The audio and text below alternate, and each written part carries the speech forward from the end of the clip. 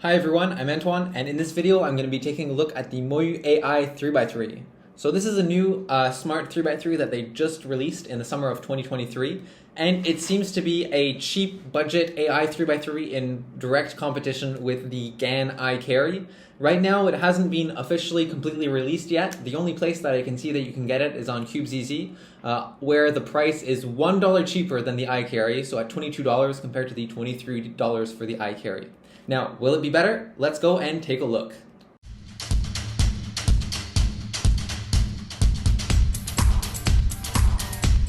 The first thing you need to know about this cube is that it's not adjustable in any way. However, I find that the tensions it chooses are fairly decent. So the tensions are, I'd say, medium tensions with fairly tight springs and fairly light magnets. Out of the box, it is super fast, so you'll really have to pump it with a lot of lube like I did to make it controllable.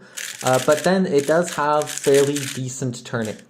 The biggest drawback I would say is that it does have a bit of a locking sometimes, so kind of like this. And it can affect your solves. The feeling I would say, I would describe it kind of like a mix between like an RS3M and a Meilong, but kind of like more empty. And also like a bit faster and a lot lighter as well. And then of course there's also that slight bit of catching which can be a little bit annoying. As it feels, it also is very light, weighing at about 71 grams, much lighter than the, for example, the Weilong V9 maglev which I have here, which weighs 78 grams. Unlike most other AI cubes, there aren't really any distinguishing features. There's only really, if you turn it, the green light flashes so you can tell that it's an AI cube. One last thing to note about this cube is that it is not rechargeable. Instead, there's a pin cell battery in the core of the cube. So when the battery dies, you're going to have to use a tiny screwdriver and disassemble the cube and swap out the battery. I'm not sure how long it'll last, and MoYu does not have any claims on that either. So a key part of these smart cubes is the app that comes with the cube. For this one, it looks like MoYu is coming out with a new application called WCU Cube, which does seem to resemble or have a lot of features very similar to GAN's Cube Station application. As far as I know, to get the app, you'll have to, on Apple, either go to the App Store, or on Android, there's a QR code on the box that you can scan. And I also, it seems like at the moment, the app is still under development, but let's go and take a look and see what the app looks like right now. So this is what the app looks like once you open it. The first thing you might want to do when you open the app is to open settings and change the language. There's English and Chinese, although right now it looks like Chinese is the only one that actually works, so we're going to have to go with that for the rest of the video. Now you can connect the cube by clicking on the cube icon and then turn the cube. It appears in the list. Press the yellow connect button and then it will do the connection to the cube. And now it's all confirmed and you can close it and continue. Once it is connected, you can then choose from one of the options. This one on the second here is training. The first option is to do timed solves. So kind of like a typical AI app, this is a very standard function where you just follow the scramble. And then once you've completed the scramble, you just do a solve and it will give you the results. It also has the splits handy. Although it seems like sometimes it bugs up, like in this case it says there was an OLL and PLL skip. Maybe it's because it only sometimes recognizes white cross, or I'm not really sure what is going on. So here's another example of the cube in real time and see how it performs. For this one I'm going to do a one-handed solve. And I find that it has a bit of a lower magnet strength, which for me I think works a little bit better for one-handed. And does end up producing pretty decent results. So you can see here the splits seem to have been correct for this one. Other than that, there's also the free timing method in which you can just hand scramble, and the third option here is not available yet.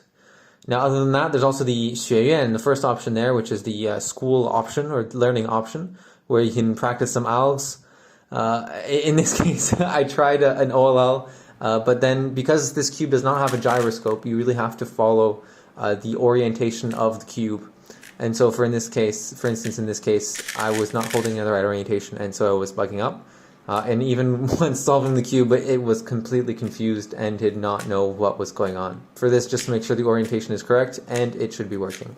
Other than these algs, there are a few other options. So the middle one is the AI learning. and basically it has a few different steps that you can go through, for example, turning and such. Final option is the competition option, which has 3 options. The first one here is to go and do an online battle, which is once again very similar to other apps such as the GAN app. And in this case, because the cube hasn't really been or the app hasn't really been released yet, I don't think there are any cubers here. It seems like it just assigns you to a few bots. In this case, this is kind of an annoying slow bot which scrambles very slowly, and then also solves extremely slowly. So in this case, I finished way before the bot here.